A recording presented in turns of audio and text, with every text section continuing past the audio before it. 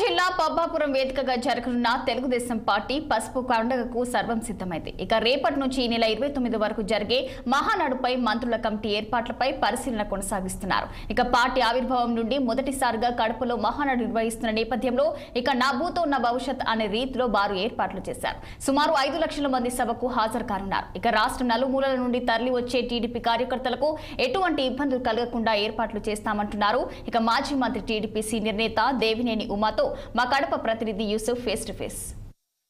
TDP Mahanadu కార్యక్రమానికి సర్వం సిద్ధమైంది. ఇప్పటికే అటు మంత్రుల బృందంతో పాటు కమిటీ సభ్యులందరూ కూడా పర్యవేక్షణ కొనసాగిస్తా ఉన్నారు. మరో 2 రోజుల్లో ఈ కార్యక్రమానికి ముఖ్యమంత్రితో పాటు కీలక నేతలందరూ కూడా హాజరు కాబోతా ఉన్నటువంటి నేపథ్యం.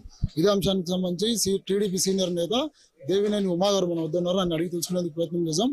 సార్, ఏ విధంగా ఏర్పాట్లు కొనసాగుతా ఉన్నాయి? గడపలో మొట్టమొదటి మహానాడు జరగబోతా ఉంది. ఎన్నో దశాబ్దాల కళా కార్యకర్తలు నాయకులు ఈ జిల్లాలో ఈ ప్రాంతంలో జరగాలని మరి ఈరోజు చంద్రబాబు నాయుడు గారు, లోకేష్ బాబు ఈ ప్రాంత ప్రజలకు అవకాశం ఇచ్చారు. కార్యకర్తల నాయకులు మనోభిష్టం అనుగుణంగా జరుగుతూ ఉంది. 27-28 ప్రతినిధుల మహాసభ అంతా కూడా ఏర్పాట్లు పూర్తయినాయి. సిద్ధాంతాల మీద, సూపర్ 6 అమలు చేయబోయే విధానం మీద, అదేవిధంగా మనం తీసుకోబోయే 6 సూత్రాలు ఏ విధంగా ఎస్సీ, ఎస్టీ, బీసీ, మైనార్టీ, మహిళ, రైతు, యువత అన్ని వర్గాల ప్రజల్ని సమన్వయం చేసుకొని ఏ విధంగా ముందుకెళ్ళబోయేది దశ నిర్దేశం ఇక్కడ చేయబోతా ఉన్నారు. బహిరంగ సభలో రాబోయే లక్షలాది మంది తరలి రాబోతా ఉన్నారు. ఈ కడప మహానాడు నభూతో నా భవిష్యత్తు అనే విధంగా జరగబోతా ఉంది.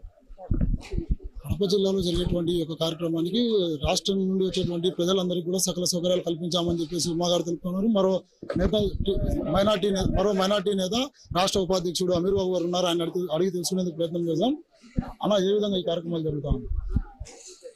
కడప జిల్లాలో కడపలో మహానాడు నిర్వహించడము తెలుగుదేశం పార్టీ నాయకులుగా, కార్యకర్తలుగా మేము ఒక అదృష్టంగా భావిస్తున్నాము, గర్వపడుతున్నాము.